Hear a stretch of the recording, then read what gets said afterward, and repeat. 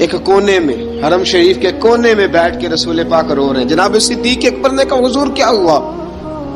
فرمایا ابو بکر سوچ رہا ہوں خدا اگر مجھے پیسے دے تو میں بلال کو خرید لوں، اگر رب پیسے دے تو خرید لوں۔ سوچ حضرت سیدنا ابو بکر صدیق فرماتے ہیں جب میں بلال کو لینے گیا تو حال پتہ کیا تھا؟ ادھر دیکھیے گا، فرماتے ہیں کہ ٹانگیں اوپر کر کے نا جس طرح آدمی رکوع میں بیٹھتا ہے اس طرح کر کے نا ٹانگیں، اور سر پھر زمین کو لگا کے اس طرح سجدے میں آپ جاتے ہیں، لیکن بالکل ٹانگوں کے ساتھ سر رکھ کے۔ فرماتے ہیں 4 بھاری چکیاں ریت پہ حضرت بلال تھے، ان کے اوپر چکیاں رکھی ہوئی تھی، اور فرماتے ہیں حضرت بلال تھوڑی تھوڑی حرکت کرتے تھے تو وہ چکیاں جسم کے ساتھ لگتی تھی نا، پارٹ ان کے، فرماتے ہیں زخم بن گئے تھے، خون نکلتا تھا۔ فرماتے ہیں میں نے وہاں سے جا کے حضرت بلال کو نکالا، پیسے دیے، لے کے آیا تو جناب بلال کہنے لگے جلدی جلدی چلو حضور کے پاس، ذرا جلدی جلدی چلو در مصطفیٰ پہ جلدی کرو۔ تو جناب سیدنا بلال حبشی رضی اللہ تعالیٰ عنہ کے جواب میں حضرت ابوبکر صدیق کہنے لگے بلال جلدی نہ کر، جب میں آیا تھا تو حضور تیرے لیے آنسو بہا رہے تھے، اگر تجھے اس حالت میں زخمی دیکھیں گے تو میرے مصطفیٰ کو اور زیادہ رونا پڑے گا، تو میرے ساتھ گھر چل، میں تجھے کپڑے پہناتا ہوں، میں تیرے زخموں پہ پٹی کرتا ہوں۔ حضرت ابوبکر صدیق مزاج شناسائے نبوت تھے نا، فرمایا چل میرے ساتھ، میں ذرا تیری مرہم پٹی کر لوں، میں ذرا تیرا منہ دھو ڈال لوں، میں ذرا تجھے کنگھی کر لوں، تو میرے ساتھ چل۔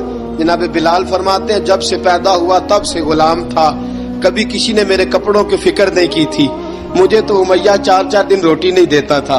فرماتے ہیں جب میں گیا ابو بکر کے ساتھ، ابو بکر صدیق نے ایک چٹائی بچھائی، صدیق اکبر چٹائی کے اوپر میرے ساتھ بیٹھ گئے۔ فرماتے ابو بکر نے تیل منگایا، وہ تیل میرے زخموں پہ، ابو بکر صدیق نے وہ تیل میرے سر پہ، میری داڑھی پہ، فرماتے ہیں پھر کنگھا کیا، پھر ابو بکر صدیق نے ایک جوڑا منگایا، وہ کپڑے مجھے پہنائے، ابو بکر صدیق نے پگڑی منگوائی، وہ پگڑی کھول کے میرے سر پہ بندوائی۔ فرماتے ہیں ابو بکر نے مجھے تیار کیا، فرمایا تو آج جا رہا ہے در رسالت مآب پہ، در رسالت مآب پہ، آج تو پہنچ رہا ہے حضور کے دروازے پہ، بن کے جوگن مدینے نو جاواں گی میں، جو بیتی نبی نو سناواں گی میں۔ فرمایا ابو بکر میں نے تو یہ رنگ ڈھنگ دیکھے نہیں جو آج تو مجھے دکھا رہا ہے۔ جناب سیدنا صدیق اکبر رضی اللہ تعالیٰ عنہ بنا سوار کے نا حضرت بلال کا ہاتھ پکڑ کے سینے پہ رکھا، جناب بلال ہچکی لے کے روئے۔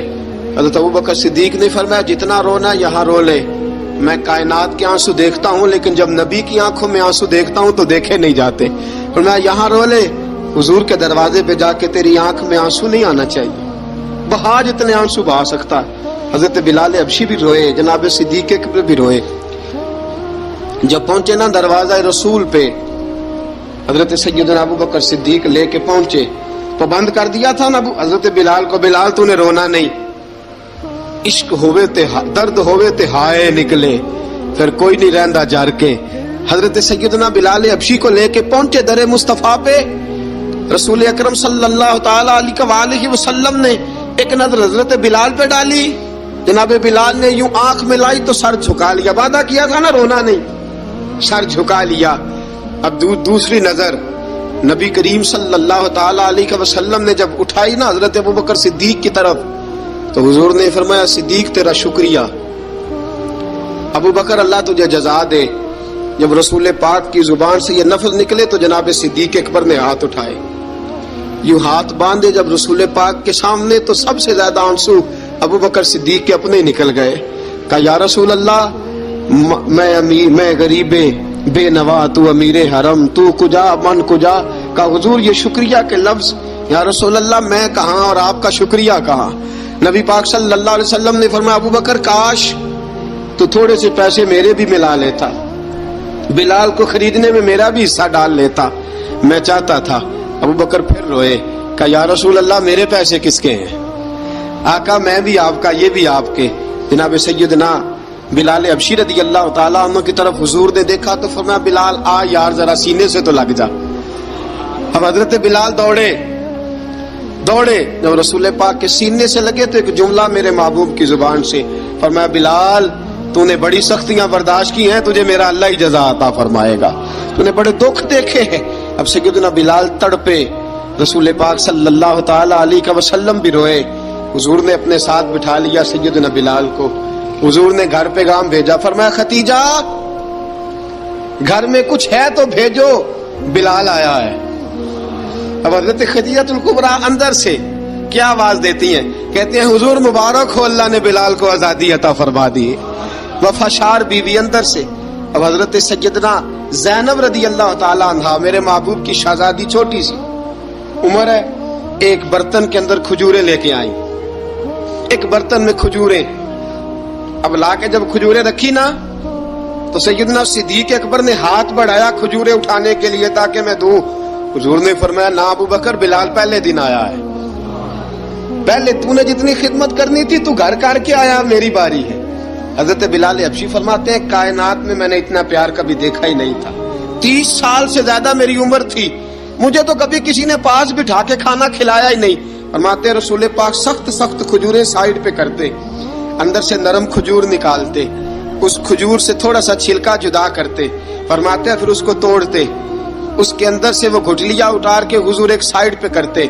वो नरम खजूर रसूल जब मेरी तरफ बढ़ाते, हजरत बिलाल फरमाते हैं भूख तो बड़ी थी लेकिन आज भूख सारी भूल गई थी।